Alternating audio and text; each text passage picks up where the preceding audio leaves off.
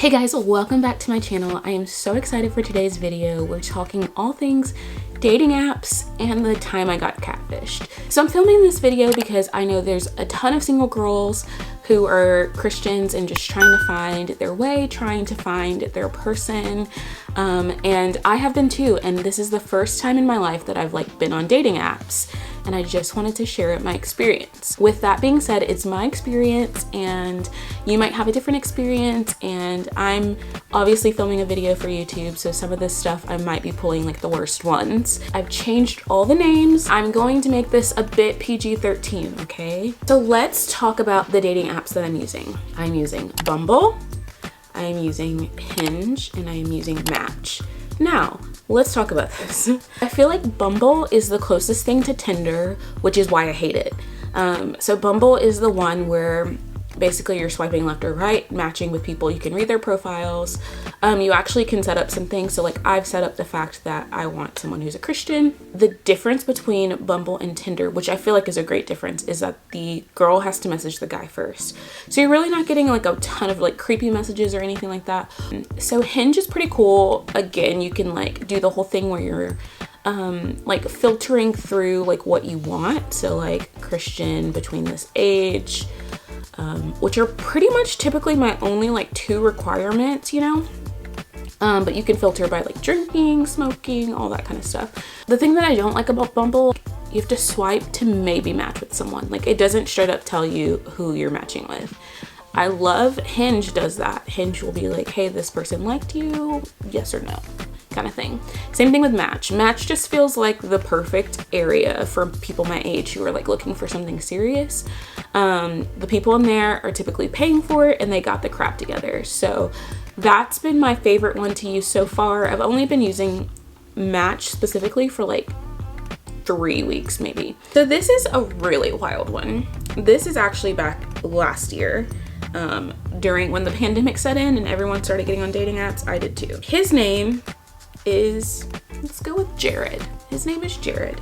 He's 38, which is unfortunately way too old for me. One of the things he says on his profile is, the scariest thing I've ever done is, to be completely honest with this ad, stepping out to find that one real woman. Are you out there? And then he proceeds to say that this is what he does for fun, which, more power to you, just not what I'm looking for.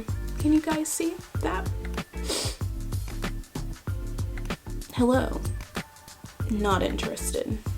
Okay, so moving on. So this guy, let's call him Taylor. So he says in his profile, one hell of a guy, very handsome and sweet mom.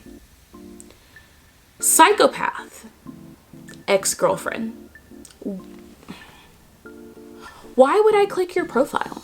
Literally, why would I click your profile? Then it gets worse. This is the PG-13. This is what the whole PG-13 thing was in reference to. If I could eat one meal for the rest of my life, it would be WAP. Do you know what that means? If you don't, I'm not telling you.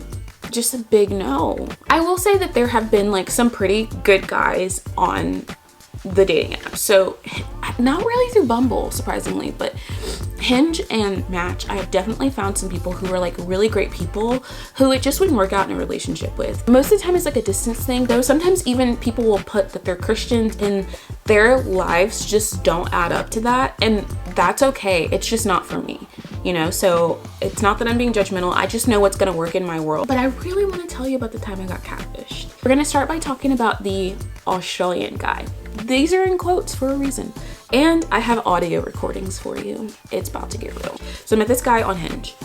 We're messaging back and forth. Okay, so things I found out about him. He lived 2 hours away. I love Jesus, which when he said that he loved Jesus, I actually believed it, because he was that sounded so terrible. He was yeah, I just finished reading a T.D. Jakes book and an Andy Stanley book, and I was variety, wow. So we talked for a little bit, and then he asked to move over to WhatsApp, and I am so thankful, because that is the only reason I can play this stuff for you. I would never give my number to someone, so I was what's your number? Because then I can do reverse searches and stuff like that to make sure you're not a creep. So I said, hi, it's Amorous. He said, hey, how are you? He says, you look taller than that tower. Hi, I'm well. Just finished a bike ride. Looks are deceiving. I'm 5'1". He said, that's not bad at all. I'm 6 foot. Not much difference. LOL. He's a comedian. He was talking about some other stuff. I said, do you travel a lot? It's my favorite thing to do. He said, yes, I do. I love traveling. Blah, blah. Can you share some pictures with me? I'm like, okay. Conversation's been going okay. Like TD Jakes, Auntie Stanley, like it's going fine, but why do you need more pictures? There's so many on my profile. Just immediately creeps me out because it's like I've known you for a day and why are you asking for more pictures? Okay, comment below if I'm just being like too much or if it's like kind of weird. Let me know. I'm not a pro at dating by any stretch of the imagination. So I said, only if you do the same. You look good. Thanks. So then he sends me another picture. I said, are you from insert area? He said, I'm from Australia, Sydney. Moved down to the US with my mom. My dad is from Sydney while my mom is from Mexico. I've been here for 12 years. Great. I asked him what church he goes to. Doesn't respond to that. Starts a new conversation. Okay. So good morning. Spelled my name wrong. And sent sparkles, which I'm like, okay. I'm just so skeptical of it all. So you do one thing and I'm like, ugh. This question always happens. What's your perspective about sex before marriage? I was like, mother trucker, here we are. And like, of course you have to go and ruin it. And I said, I am not having sex before marriage. Boom, laid it out there. And he was like, I'm indifferent.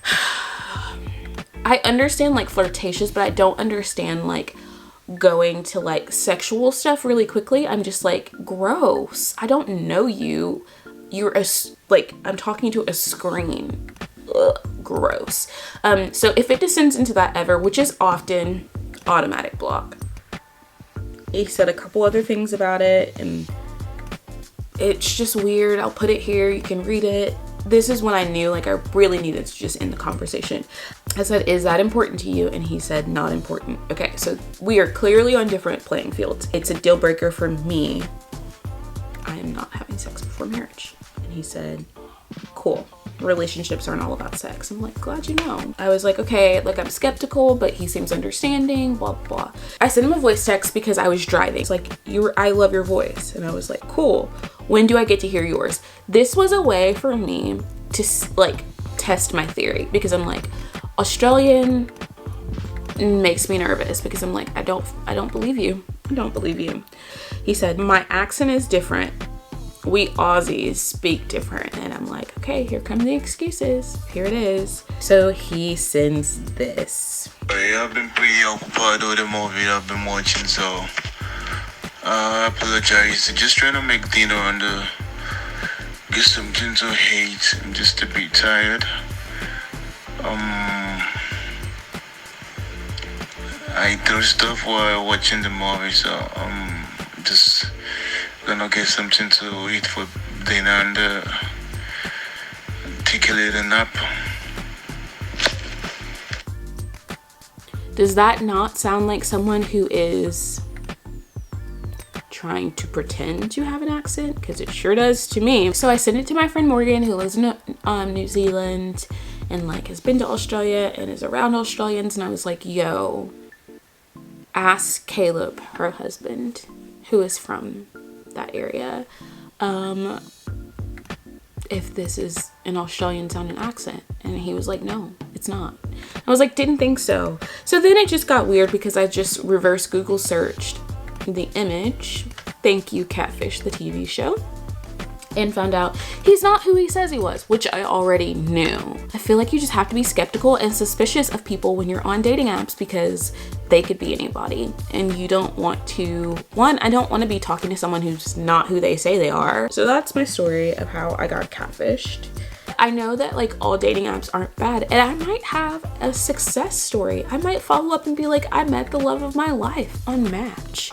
You just wait. I've had friends, so many friends meet their husbands on dating apps. So if you're using it, don't be discouraged, but be sensible, be practical of that. So I will keep you guys updated on what happens this journey. Let me know if there's other stories you want to hear, because I got plenty of them. I hope you guys enjoyed this video. If you did, make sure to like and subscribe. Please subscribe. I will see you guys next time.